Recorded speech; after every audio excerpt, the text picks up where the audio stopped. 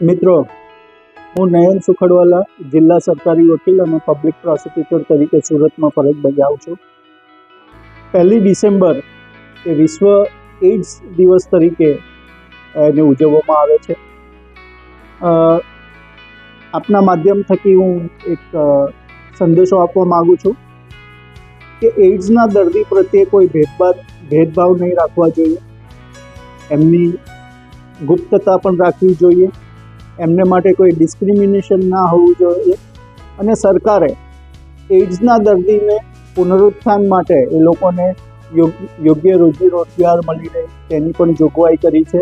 અને એને માટે 2017-18માં એઇડ્સના દર્દીઓને માટે એક કાયદો પણ પસાર કરવામાં આવ્યો છે.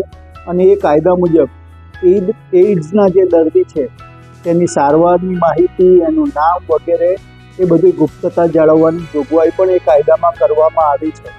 એટલે એઇડ્સના દર્દી એ આપણા સમાજના જ એક ભાગ છે.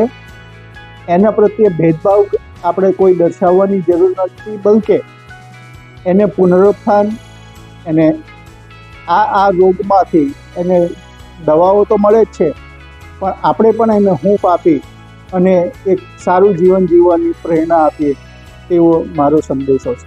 ધન્યવાદ.